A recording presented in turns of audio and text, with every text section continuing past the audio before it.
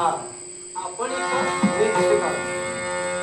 एकाच गोष्टीसाठी हे अंगराज भानुमतीची मुक्तता कर म्हणतोय.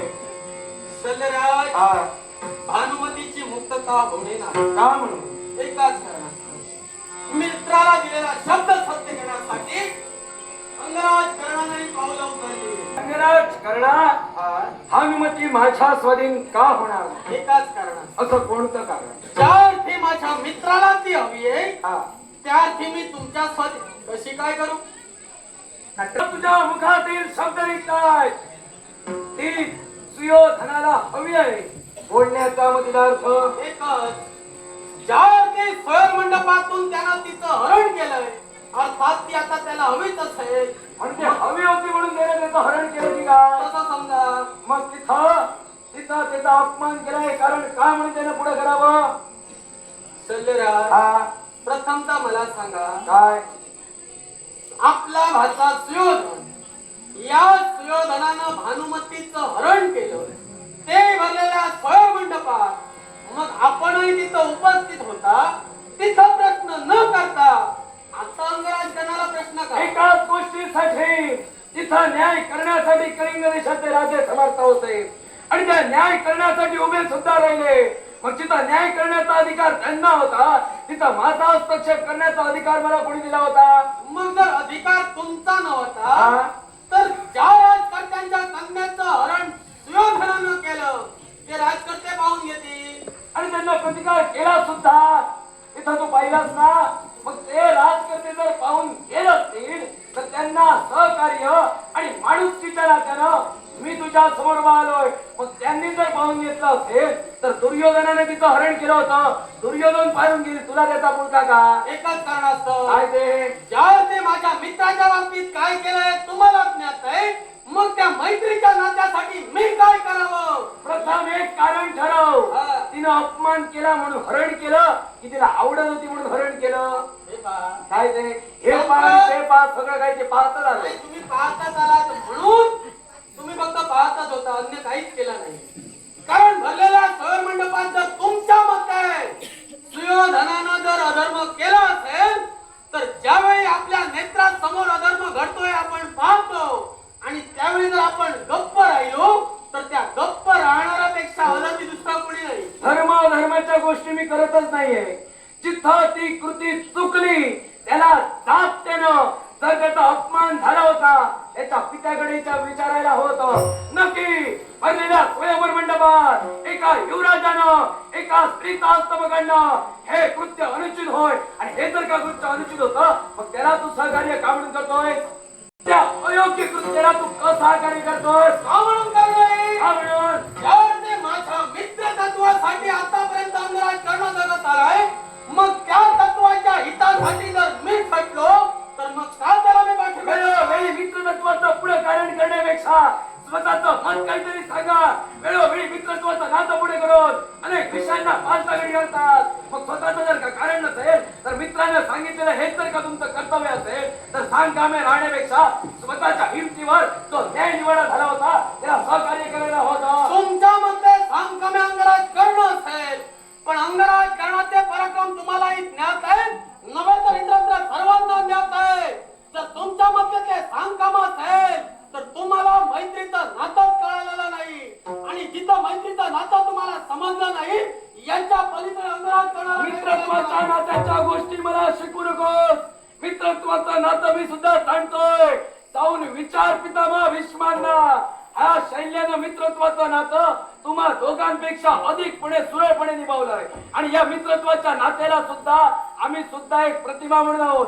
फक्त आम्ही कायद्यांच्या निदर्शनाला आलो नाही तर आम्हा आणि पितामह भीष्मांची मैत्री सुद्धा मैत्रीच्या तत्वाच्या सत्वा एवढीच होती आणि हे नत्व नातं यात्रीरांना सांगा मला शिकू नका. जिथं पितामह भीष्म सुद्धा चुकत होते समजावण्याचं कार्य मी सुद्धा करत होतो आणि मी सुद्धा जिथं चुकत होतो पितामह भीष्म सुद्धा मला समजावत होते.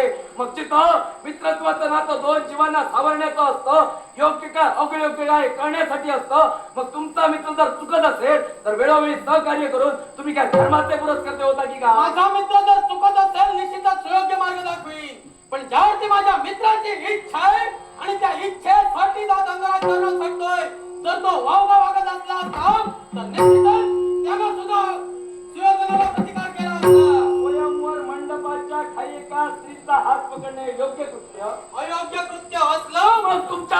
शब्द निघाले अयोग्य कृतीला तुम्ही त्यांना जाब विचारला होता, मग का जाब विचारला नाही? मला सांगा, काय ते कृती महत्वाची की हेतू महत्वाचा? बोलण्याचा मतदार्थ कृती महत्वाची की हेतू महत्वाचा? हेतू आणि कृती वेळोवेळी दोन्ही महत्वाचे असतात. हेतू विना कृती घडणे, कृती विना हेतू साध्य होत नाही. मग जर कृती विना हेतू साध्य होत नाही हा. तर माझ्या मित्राला जो हेतू साध्य करायचा होता म्हणून जी कृती घडली गेली त्याला तुम्ही चुकीचा कसा म्हणता? अपहरण करण्यासाठी आलेला की काय? तसं समजा. आता समजा नको, ठामपणे सांग. अपहरण करण्यासाठी आला होता की स्वयंवराला पदाचा मान देण्यासाठी आला होता? आता त्याचा जाब तुम्ही तुमच्या भाच्याला विचारा, कारण कृती त्याच्या हातून घडली आहे. अंगराज कर्ण फक्त का उभा आहे तर मित्रत्वाच्या नात्यासाठी. आज त्याला तुम्ही जे हतबल केला तो हतबल झाला म्हणून अंगराज कर्ण आज इथं उभा आहे. मग त्याच्या बाजूला तू मागशील. त्याची बाजू सुद्धा मांडण्याचा अधिकार तुला आहे. मग ती योग्य प्रकारे मांड, त्याच्यावर ढकलू नको. बाजू मांडत आहे, मारत नाहीये. सांप्रत मित्राच्या बाजूला का उभा गेलो? कारण मित्र दुर्बल झाला आणि दुर्बलतेला सहाय्य करणं, त्याला सबल करणं अंगराज आपलं कर्तव्य म्हणतो. चुकला म्हणून हस्तबल केलं होतं. जिथं त्यानं जाब राज करताना विचारला, हा विचारला नाही. तर या विश्वाच्या काही मैत्रित्वाचं नातं बुडत करत असेल तर मित्राला चुकीच्या मार्गाने जाऊ देऊ नको. द्रौपदी स्वयंवरा मंडपाच्या ठाई तू सुद्धा द्रौपदी भूपतींना प्रतिकार केला होता. मग त्याचप्रमाणे या स्वयंवर मंडपाच्या ठाई तुला निमंत्रण पत्रिका आली होती की? निश्चित.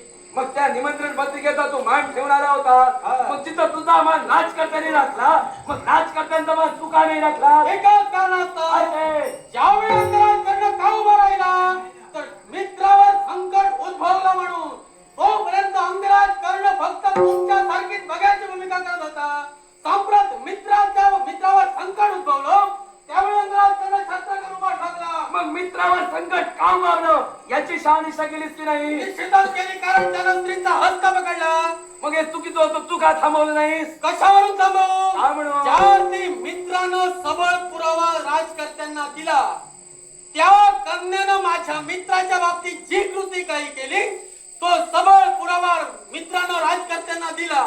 मग जर सबळ पुरावा एखादा व्यक्ती देत असेल तर त्याच्या मागे पृष्ठभागी कर्ण मारायला कसा चुकीचा? तू पाहिलं होतंस ते कृत्य? मी काय म्हणतोय, काय?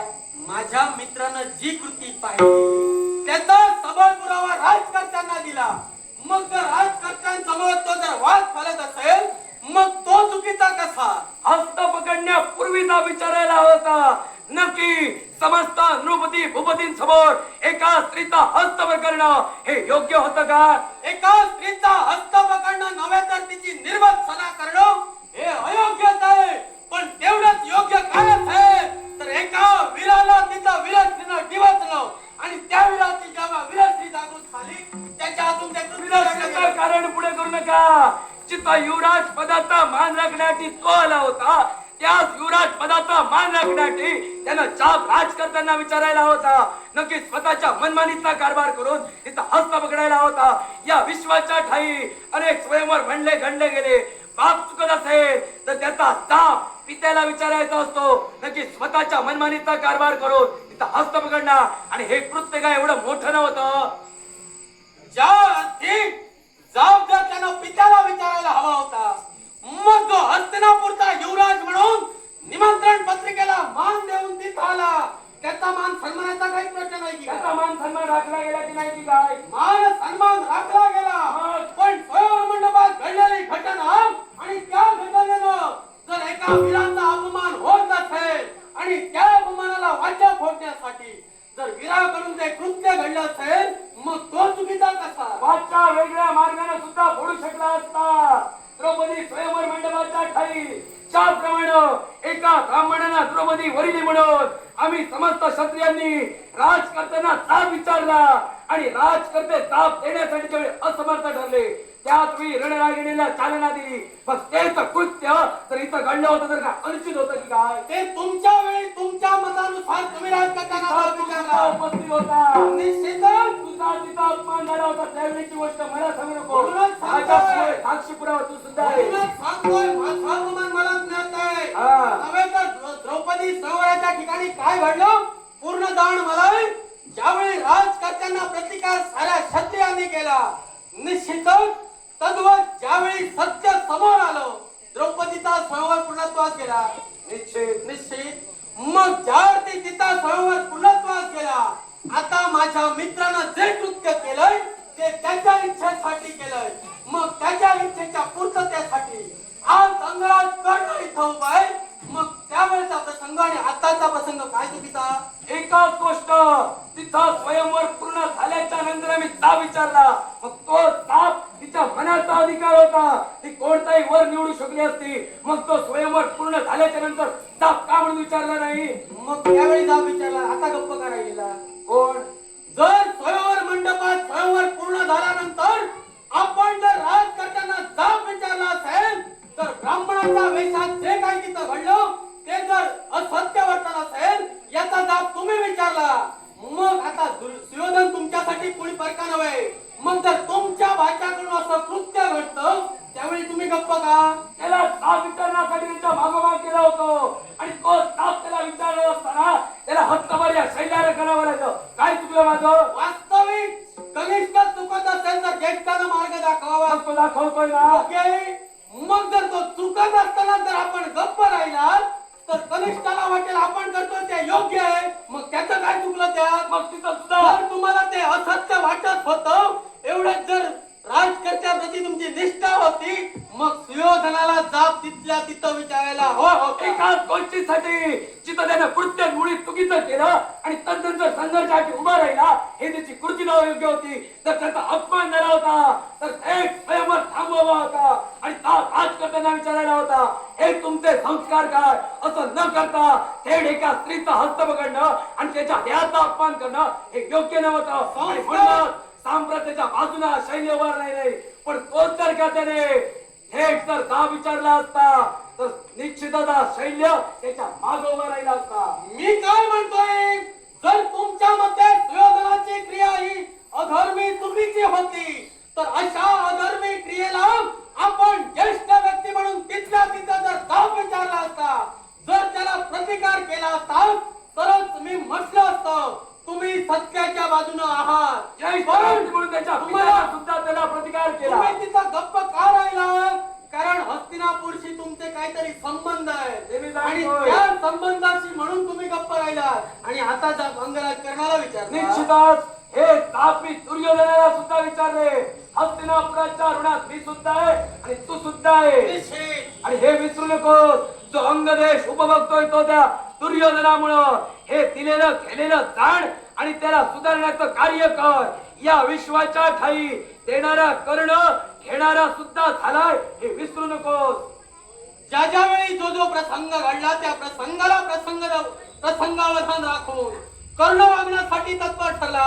आता तुम्ही म्हणताय, जर घेतलेलं कर्तव्य नव्हे तर सुयोधनानं जे मला दान दिलं, नव्हे तर जे मला वाहन केलं त्याची जाण जर मी राखायला हवी, मग मी आता करतोय ते का? मग तेच सांगतोय, तो चुकतोय त्याला यशाचा मार्ग दाखव. जिथं तुझा भाऊ चुकतोय, जिथं तुझा मित्र चुकतोय, त्याला योग्य मार्ग दाखवणे तुझं कर्तव्य नव्हे की काय? चूक योग्य अयोग्य याचा विचार आम्ही करू. आता रोखण्यासाठी तुम्ही येऊ नका. कारण सम्राट अंगराज कर्ण उभय तो फक्त आणि फक्त मैत्रीच्या नात्यासाठी, मित्रत्वाचा नातं पुढे करू नको. मैत्रीच्या नात्या पलीकडे या अंगराज कर्णाला काहीच ज्ञात नाही. आणि ते जर का तुला काहीच ज्ञात नसेल तर सामर्थ्याच्या मनात आणतोय. माझ्या पूर्वी मारला जाऊन अनुमती माझ्या स्वाधीन अरे कर. काय कुणाची मत? या अंगराज कर्णाच्या शेवटासाठी जर चंद्रराज इथं आले असते, तर स्वतःचे पराक्रम सिद्ध करण्यासाठी मुखाचा वल्गना न करता जास्त तुमचा वल्गना आणून पडण्यासाठी अंगराज कर्ण उभा आहे. अरे काय करशील तेवढं सांग. मग जर वक्तव्याचा वक्ता अंगराज कर्ण आहे, कृतीचा मूर्तिमंत खास आहे आणि म्हणूनच या विरांची विराट जागृत होऊ. निश्चितच तुम्हाला दुसऱ्याचा आत्मघात आणि त्याचा आत्मघात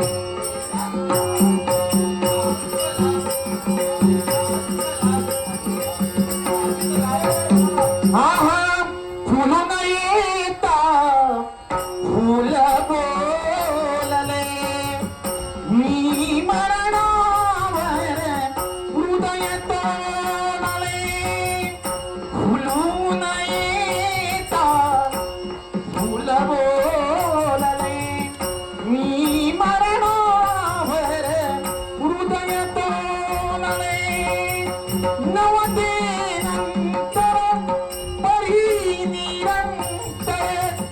गंधित झाली माती अशी पाखरे ती आणिक स्मृती ठेवली जाती दोन दिसांची रंगत संगत दोन दिसांची नाती अशी पाखरे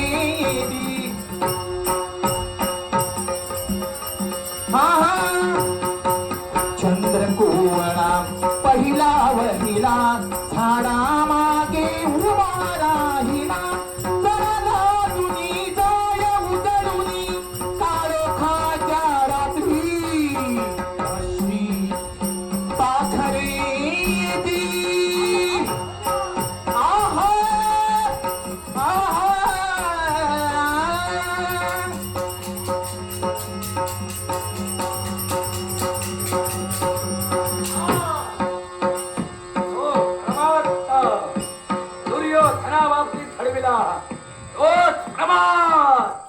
या कर्णाच्या बाबतीत तेव्हा सूतपुत्रा आज ऐलंदा धिक्कार करतोय या विश्वाच्या आई शिकलेल्या तुकड्यावर जगणाऱ्या कर्णा अरे धिक्कार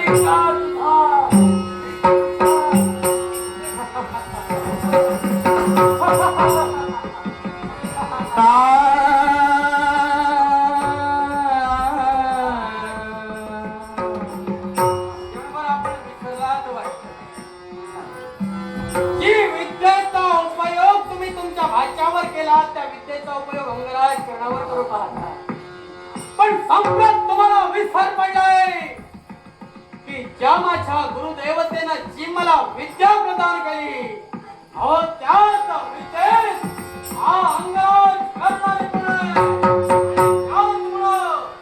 तुमच्या या विद्येचा प्रभाव अंगराज कर्णावर झाला नाही माझा क्रोध काढून घेतला माझा क्रोध घेऊ पाहत शक्य झालं नाही अंगराज कर्ण काय करतोय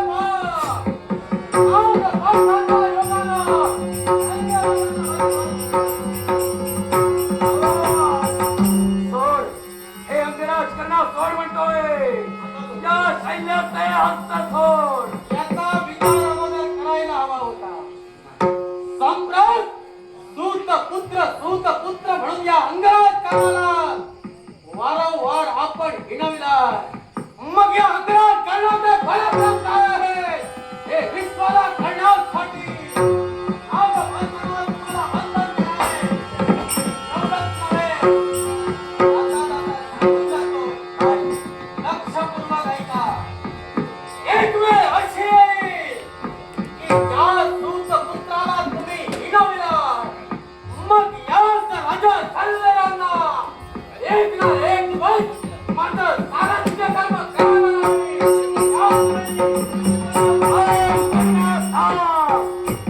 तुझ्या मुखातून वागेश्वरी निघाले एक ना एक दिवस मला सारथ्य कर्म करायला लावशे पण या मद्राधिपतीची प्रतिज्ञा आहे ज्याप्रमाणे तू मला हत्तबल करून माझा धिक्कार केला, एक ना एक दिवस तुझ्यावर सुद्धा असा प्रसंग येईल आणि मदतीची ग्वाट या सैन्याजवळ मागશે. त्याच वेळी तुझा धिक्कार सैन्याकडे सैन्याकडे सैन्याकडे